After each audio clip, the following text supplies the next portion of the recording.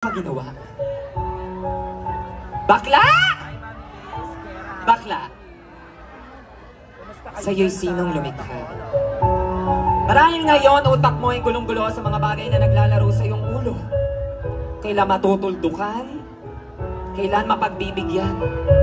Mga katanungan nila na pawang walang katapusan. Minulat ang iyong mga mata, bakla, na parang ang tingin nila sa iyo'y iba. Minsan mapapaisip ka, sino nga ba ang tanga? Ako ba?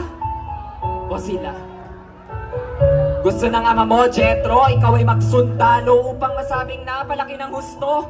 Ngunit pinupulong ng utak mo, Itay, gusto ko maging modelo.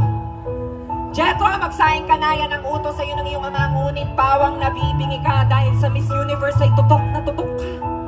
Kinuha ang kumot, pinalumbon sa ulo. Aba, bakla ka, sa sobra mong kabado, pakiramdam mo, isa ka sa mananalo.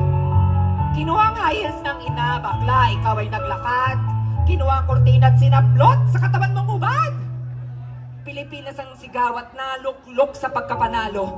Sa sobrang lakas ng tili mo, Jethro, nagising mo ang lasing na ama mo. Ihanda ng katawang tinatawag na bato-bato, Jethro, ayan ang ama mo, may dalang pamalo. Kahit anong kandado mo sa bakal na pinto, sa galit ng ama mo, kayang warakin ito. Tinadya ka ng pinto, bakla, ikaw ay nagkulob sa kumot, na parang isang daga, hindi alam kung saan lulusot. Umpisahan na, latay na mga pasakit, itay, tama na naman. Sobra na ang sakit. Yan ang mga huling bagay na narinig kong iyong sinambit. Wala kang magawa, kundi ang gumawa. Ngunit umaasa ng bukas ay sana'y badatan pa. Ngunit nakita mo, bakla, ang bagyo'y biglang tumila na. Nakita mong iyong linaso na sabi, dito, utang na loob naman. Maawa ka naman sa bata. Ikaw ay tumayo, naglakad ng iika-ika sa sobrang dami ng dugo. Tinanong mo ang iyong ina, Ina, ito ba yung tinatawag nilang regla? Pisngi mo, nabugbog na kulay pugon, ngunit bumiti ka pa din sa iyong ina. Ina, maganda ba ako pag naka-blush on? Ikaw ay nag-aral ng gusto, nakarating sa kolehiyo, aba, Jethro, kay galing na sunod mo ang gusto ng ama mo. Sa Far Eastern University, ikaw ay nakapag-aral ng libre sa utak mong dekalibre. Ikaw ay naging summa cum laude. Ikaw ay nagkaroon ng trabaho, hindi nakalimutan kung saan nagsimula. Patuloy ang pag-abot sa ama, hindi nakalimutan kung sino ang nag-alaga. Aba, si bakla, hindi nagpakabog, sumunod sa uso. Nagpagawa ng ilong, nagpakabit ng 3 kilong suso.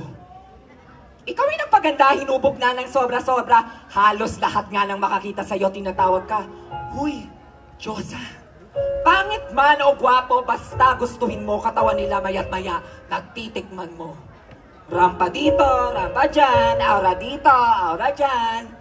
Hindi na mabilang kung ilang lalaki ang iyong natikman, basta tinawag ka ng kate ng laman. Bakla! Bakla! Nasaan ka na nga ba? Bakla! Bakla! Namimiss ka na ng mga tropa. Bakla! Bakla! Ba't nawala ka ng parang isang bula?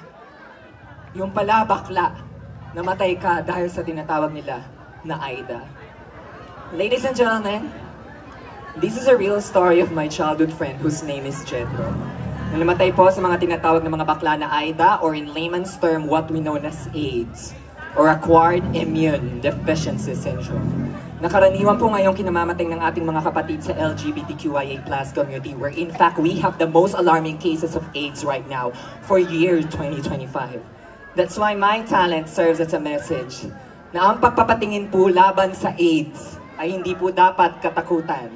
Bagkus po, ang AIDS ay nangangahulugan na ang implikasyon ay dapat solusyonan. Yun lamang po at magandang umaga. Thank you so much, candidate number 12.